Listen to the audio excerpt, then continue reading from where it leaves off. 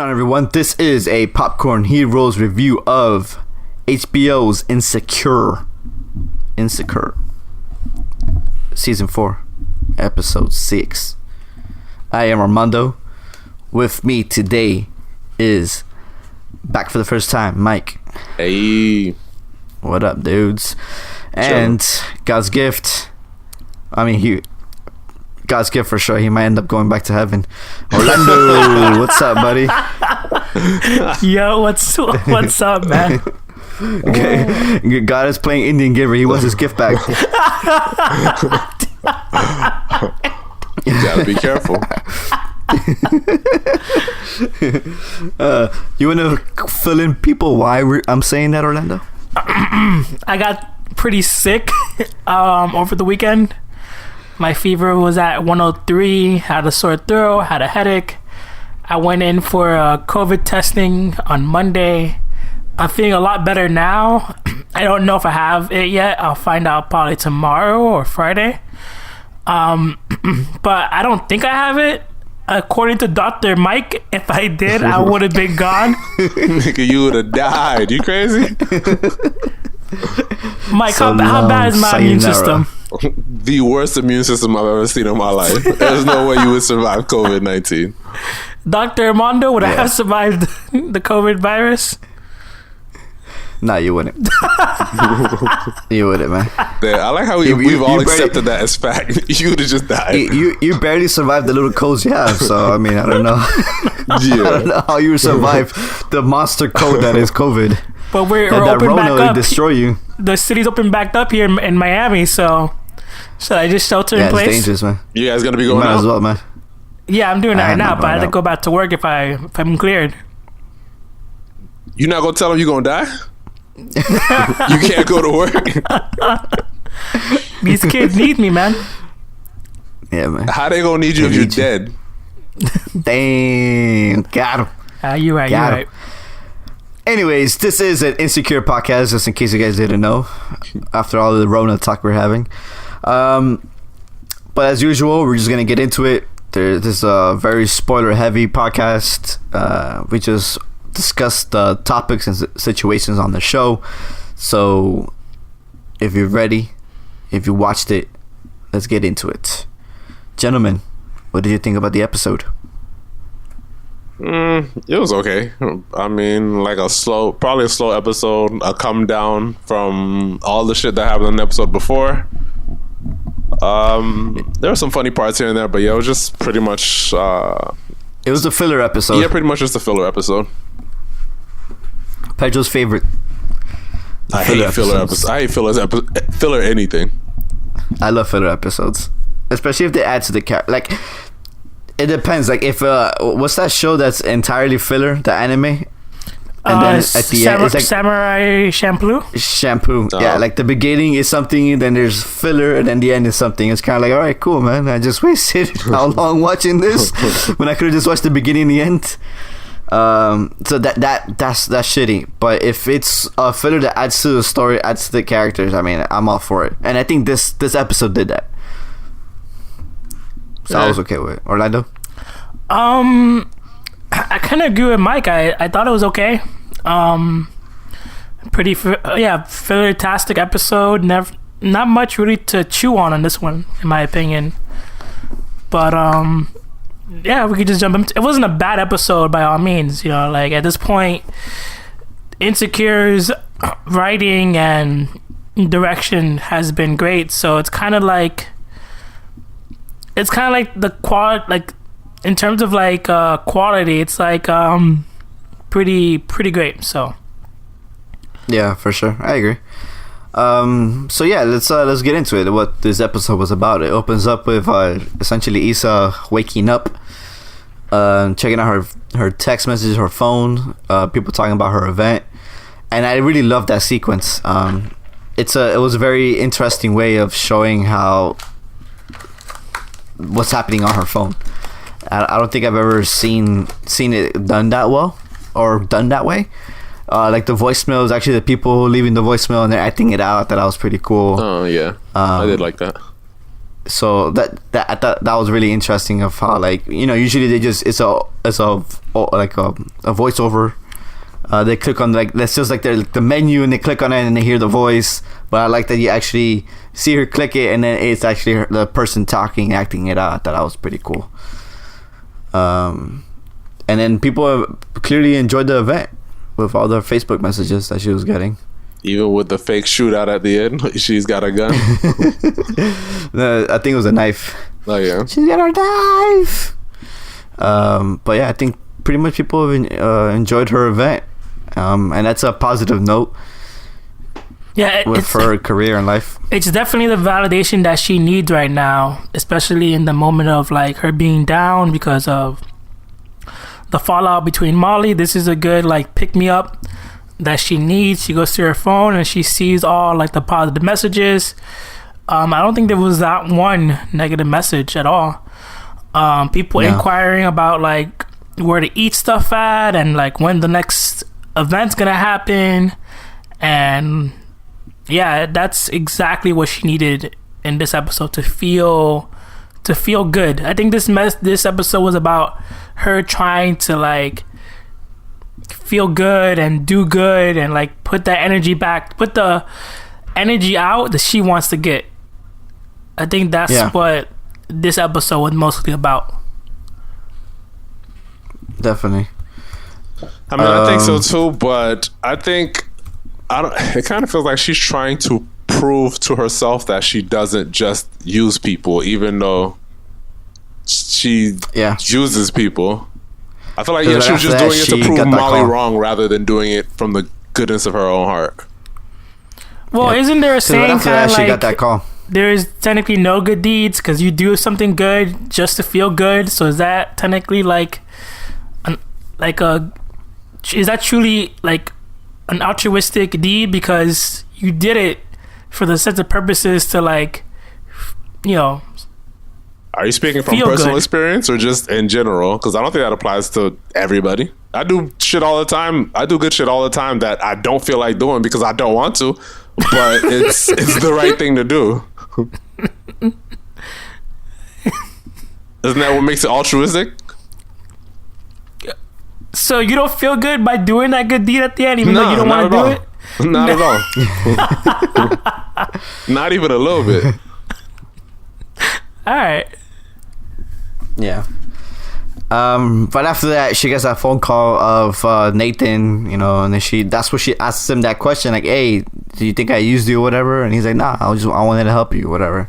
So it leads into that conversation you were having, and after that, Ivory goes to the grocery store.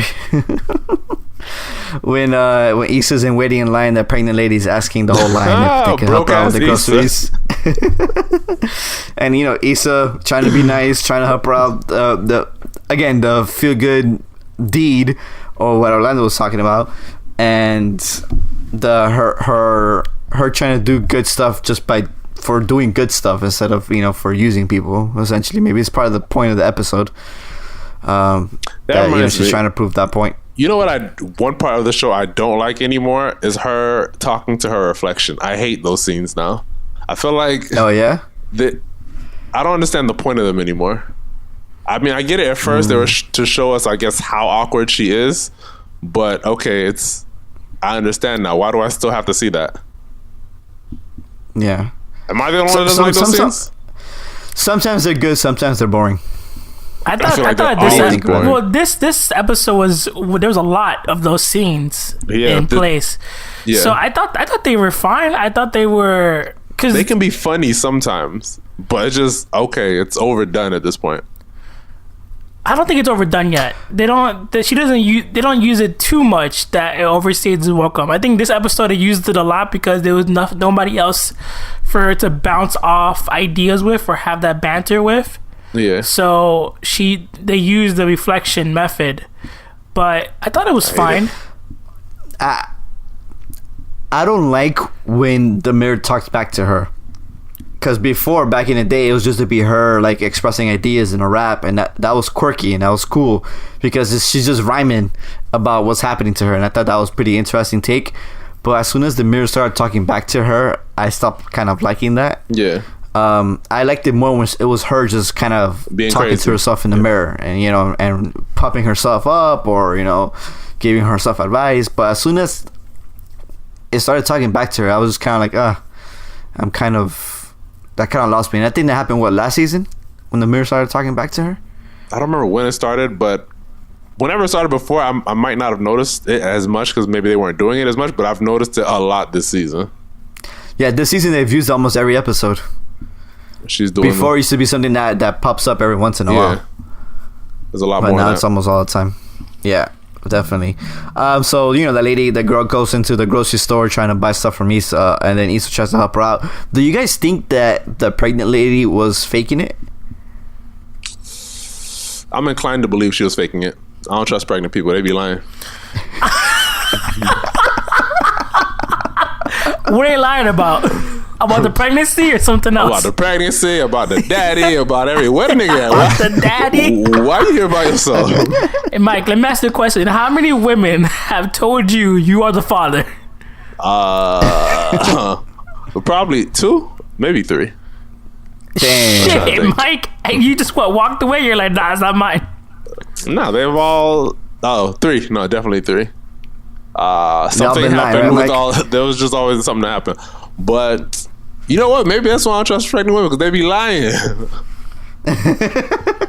They're trying to get you, man. They're trying to get you. Exactly. But yeah, I don't know. For some reason, that whole sequence felt like she was lying. Especially, I don't know, because if she was so desperate for that food, why couldn't she just kept waiting? And she was like, nah, I'm okay. That kind of threw me off. I'm just like, if you really needed it, why don't you just wait for the next person? Like, keep waiting. I don't know. That just kind of threw me off. I mean, but she must have had a lot though, because all she had to buy was like wine. Yeah, and the total was like what, like 150 or something? Like, what the fuck? Something crazy like that. Yeah. So like, I would have, if you had over like, obviously the lady must have had like at least $100 of groceries or something, Yeah. So who's gonna buy $100 worth of your groceries? There's no way. Yeah, sure, lying. All that money. I can understand if you're looking for help, but $100 worth of help, nah. Yeah, cut your ties, cut your ties, and walk out that store. At least she should have bought the highly essential stuff. The next up after that, she leaves the store and she runs into that older gentleman that the bus ran away from. She gives him a ride. That reminded me of Orlando giving people rides back in the day. So I was like, look at this Orlando point. I had situations very similar where like he was just like, oh, I'm not giving you the address, I'll tell you where to go. I had a situation like that where like the lady was like, nah, I don't want you to know where I live. And I'm like, okay. And then she just kept pointing me like in different directions. And then she was like, stupid. And then she was like, oh, stop right here. I don't want you to see where I live. Like, the fuck? Like, I'm dropping you off. That's so stupid. That's funny, but that's so crazy. Oh, man. Orlando was having PTSD watching this scene. Yo, I had too many. I had too many weird hitchhike rides, bro. Too many. So you just giving random people rides? I given, I think, 4 people rides in my early 20s, and I stopped already. I don't do that no more. Oh, actually, no, I did one. I did one like 3 months ago. Why are you giving random people rides? It was raining. No, man, give it up already, man. It was raining, dude. It was raining, and this like lady needed a ride. And then, so this lady needed a ride, right? And so she was like, I was going that way anyway. I was going to Sunrise. So I need a ride to Sunrise. And I'm like, I'm going that way, so I'll give you that ride. Where did you meet the lady at? At the gas station. She was at a bus stop, and it was raining. And then she came up to me. She was like, it's raining. I'm getting wet. And I'm like, I'll give you a ride. Bitch, if you don't get out my face, the fuck?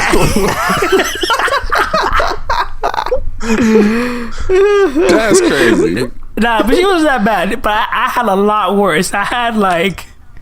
Wait, so people just randomly come up to you and ask for rides? I've had some people wave me down. Like, I'm driving, they wave me down. I had one dude, Mike, right? I think in Alapata. One dude in Alapata. And where Mauricio lives. And So he weighs me down, and he's like, "Yo, I need to go to the light, just the light." Hold on. Pause. All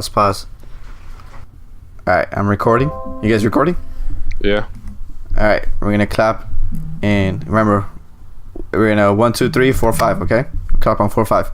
1, 2, 3, 4, 5. And so I picked this guy up at the light, and he tells me he needs to go to the light. And so then we're driving. Basically, it's one light away, so we're driving to that light, and then he's like, "Oh, make a left," and I'm like, "No, you said to the light. This is the light." And he was just like, lying ass nigga, get out the car. And before that, he's like, "Oh, let me borrow your phone right quick." And I'm like, "Yeah, sure, whatever." So I gave him my phone. He makes a phone call. Nobody answers. Then he's like, "Oh, make a left." And I'm like, "No, you said the light. This is the light." And he's like, "Oh, where you going?" I'm like, "Yo, don't worry about that." And then he was just like, "Yo, let me get $1." And I was like, "No." And then he said, "This is the last one I gave. This is the last ride I gave until 2020." He said, "I remember that." And then he got out the car.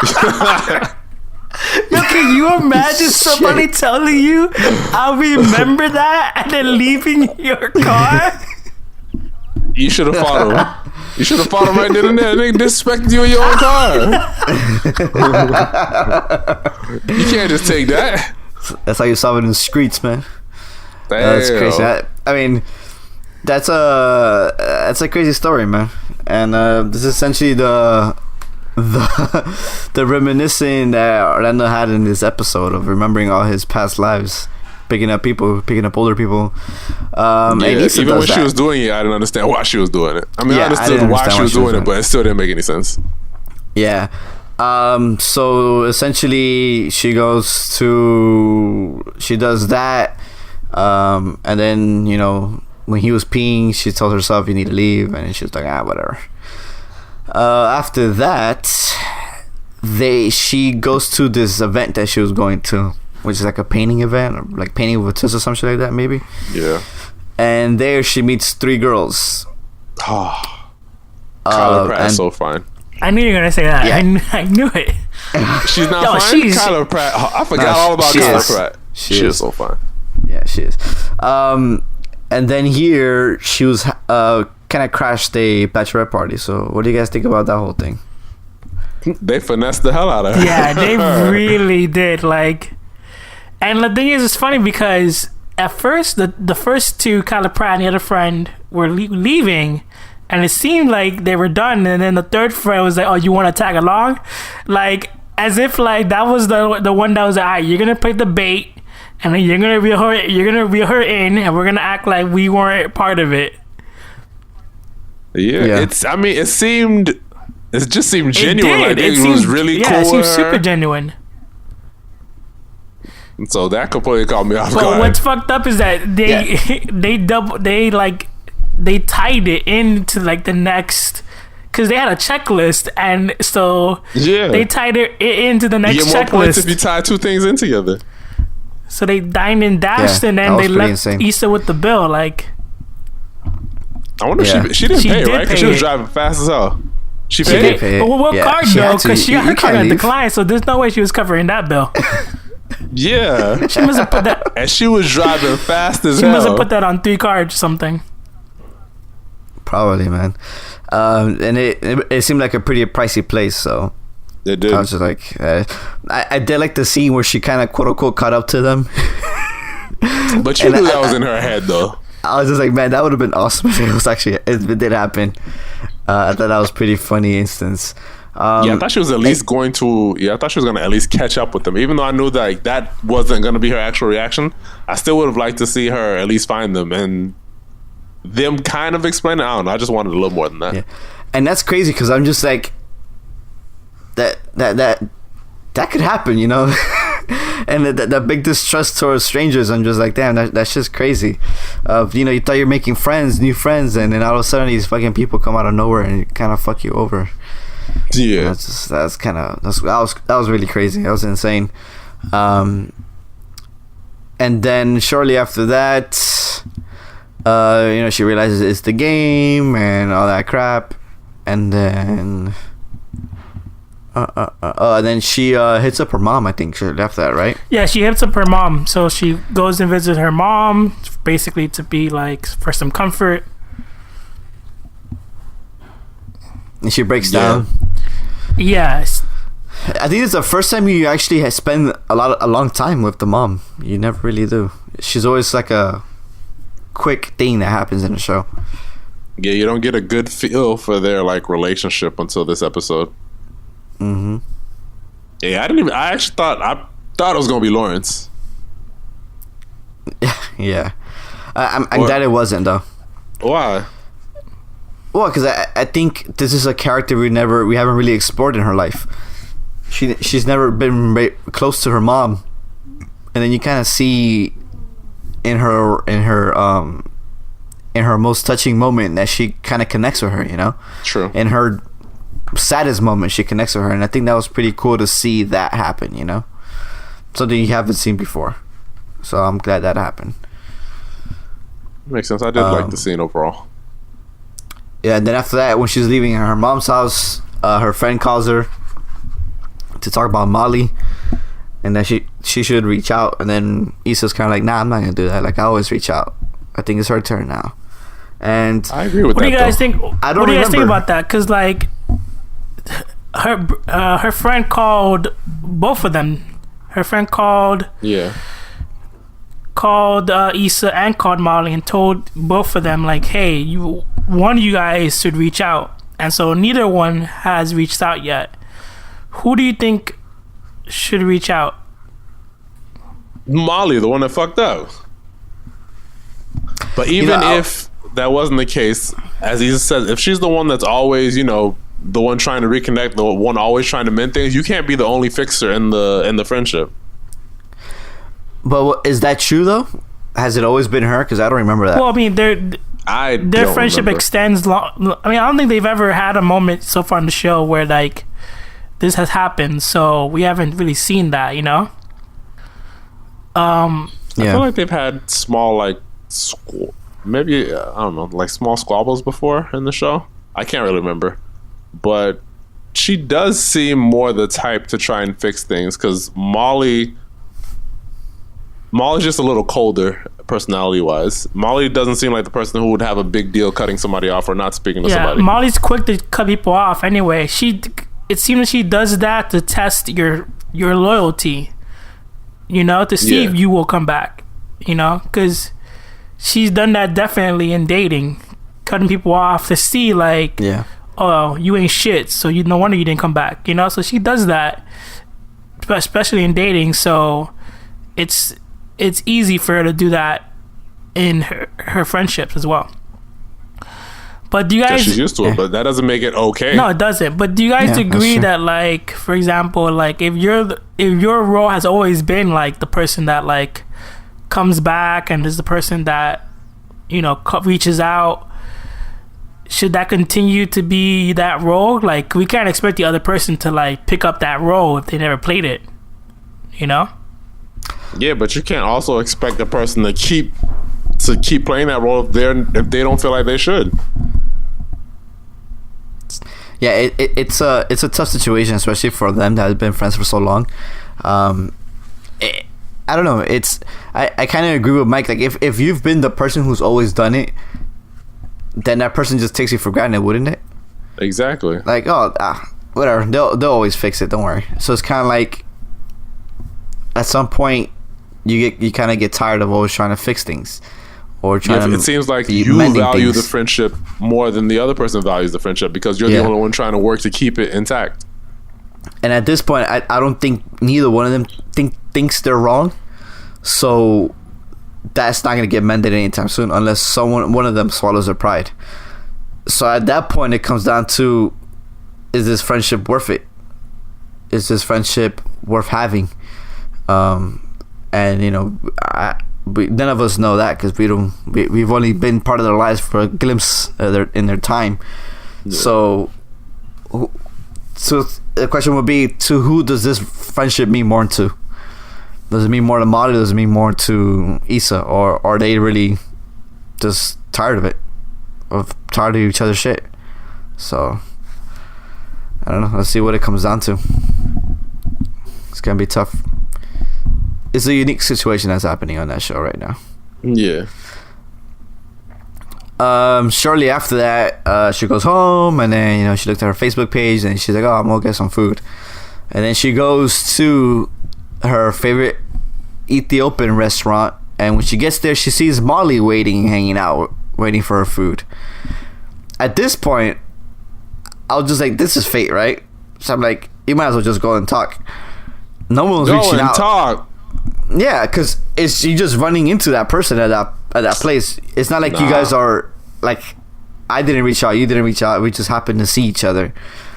At that point, I think that conversation should have happened right there in that moment. Nah. She should have finished what Marley started at the event, slapped her across the back of the head, and then she could have walked out. There's no conversation to be had. Bitch, you ruined my event. I think what it is that like she had a long, stressful day. All she wanted was some comfort food, and then to be in the room with someone who probably makes you feel the most uncomfortable at the moment is not what you want to do. So very similar to the episode of Thanksgiving where like she was already like feeling on a good mood, and Molly would have killed her vibe. Molly would have definitely killed her vibe. So I think that's what it was. She was like, you know what? Like, I'm not ready for this like encounter right now because I literally had like a long day. So I think that's why she was like, nah, I'm good. This is the second time it's happening. So it's kind of like, at that rate, they're never going to have those conversations. Well, so whenever you have that conversation, it's always going to kill your vibe. That's true. But we do know that they are going to speak eventually because there has been in the commercial, like the main commercial leading up to the show, the premiere, there was that scene where like they meet up at a coffee shop and Issa's like yelling hey and like apologizing really quickly. So like that scene hasn't happened yet in the show. So we do know they meet up.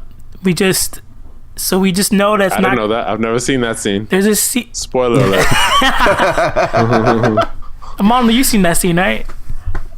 No, I whatever. We know I know they meet up. Y'all niggas don't know, but I know. Thank you.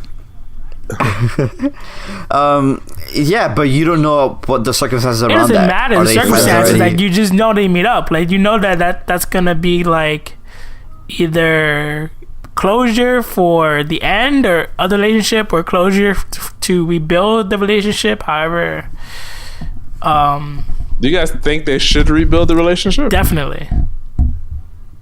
Why? Yeah. Just for the sake of time, the sake of like someone your best friend that for years and years. Yeah, just for that sake alone, it should be rebuilt.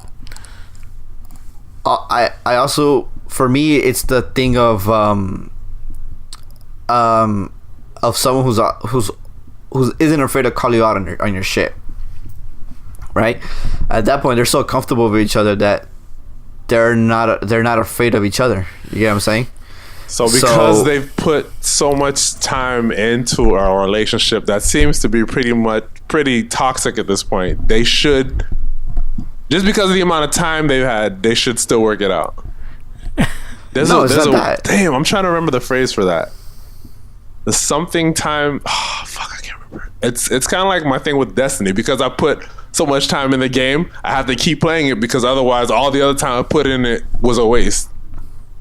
Well, that game is a waste at some certain points of that game. Anywho, that no, just because I mean the time they put in before doesn't mean they should keep the relationship going. Well, I mean, for the most part, they've had a pretty good friendship, regardless of how they criticize each other and how possibly they have always criticized each Constantly. other.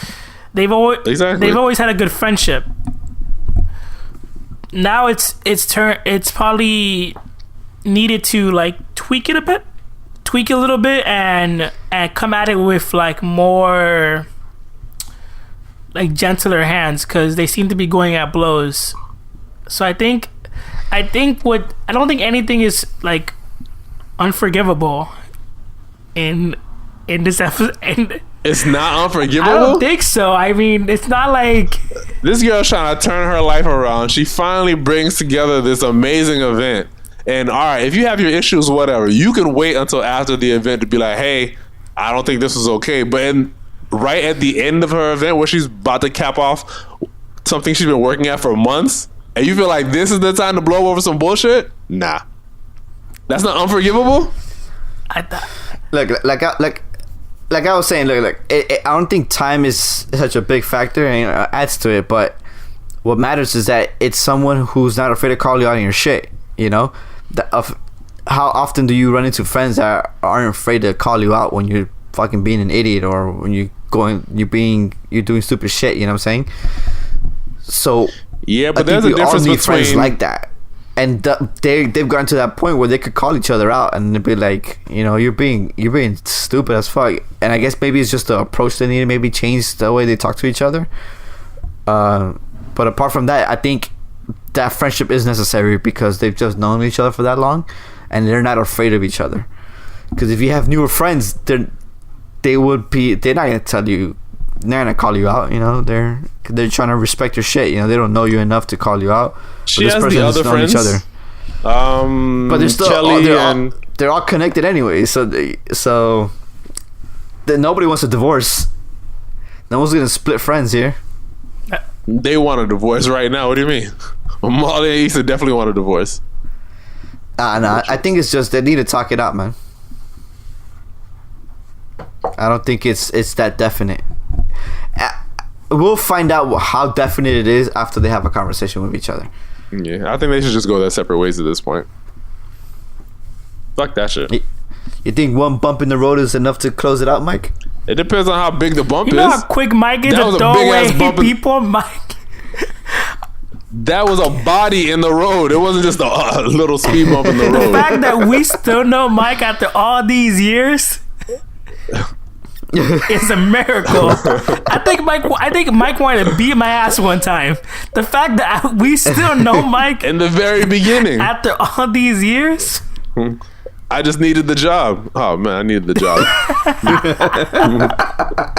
That's the only reason. Oh man. Yo, Mike is quick to throw us out like we're recycled paper. Yo, I'm not quick to throw. It's just some things are unforgivable. So her doing that shit at the event is unforgivable for you? Unforgivable.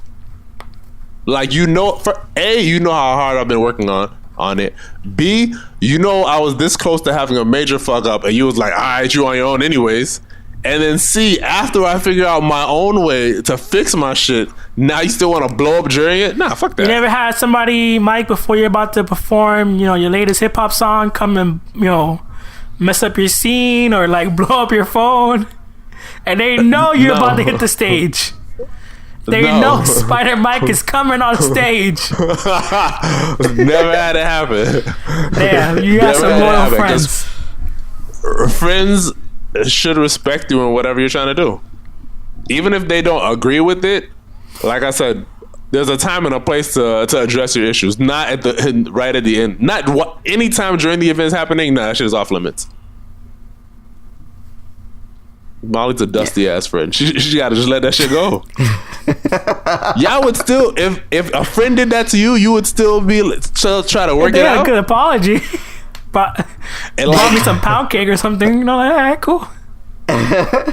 Like, Issa has nothing else but these events now. She has nothing else going for her. Well, I guess she does the property management thing, but like, as far as what she wants to do in life, this is her thing. This is her goal in life now. Yeah, for sure, Molly should have approached her after the event. Yeah, let her have her moment, let her enjoy it, and then and blow up her. I'm like, bitch, why'd you do that? You know. But I think at the event it is kind of disrespectful. Extremely. I mean, I personally, if somebody came to you after some time, I probably would talk to them again. But if your quote unquote friend came to you like at work to air out some big issue they've had with you, you're not gonna be like, wait, what the fuck are you doing? I'm at work right now. Like, your boss is here, everybody's looking at like, wow, what the fuck, what are they doing? You're not gonna be like, all right, no, we just can't be friends if you're not gonna respect me like that. I hear what you're saying. Nah, there's no way. Yeah, I hope. Bottom line, just hope she moves on from Molly. Fuck that. Yeah, you want a new best friend in her life. Molly is. I just feel like Molly overall is just. I mean, they're both kind of toxic, but Molly is just a step above when it comes to being toxic. Yeah, I get what you're saying. Full of issues, I guess. And that essentially is the episode, ladies and gents. Overall, a very slow episode, filler episode, but it had its moments. Yeah, with Kyla Pratt, Lord. Yeah, man, she's very pretty, dude. She's grown up to be a right, pretty good. She's yeah. Because I was looking at her, I'm just like, yeah, is this the girl from Doolittle? She looks too pretty. She looks too pretty. Nah, that's the same girl, man. The same girl. Because I don't remember her looking that good back in back in the day. So then I looked it up. I'm like, hell, it is her. Holy shit! Yeah. Like a fine wine, I guess. But yeah, any last thoughts? Nah, I just hope there are no more filler episodes for the rest of the season. We only got 4 episodes left. No more 4 episodes. 3 episodes. 4. No, 4 episodes. There's 10, so there's 4 left. Yeah. All right, Orlando. Nah, I agree with Mike. Let's keep this ball moving. All right, and I would agree with all of you. So there we go. We have a consensus. Anyways, ladies and gents, hope you enjoyed this discussion of Insecure season 4, episode 6. You can follow us on all social media platforms. You can DM us, whatever, all that good stuff. Let us know your thoughts. Till next time. Later, guys. Outro.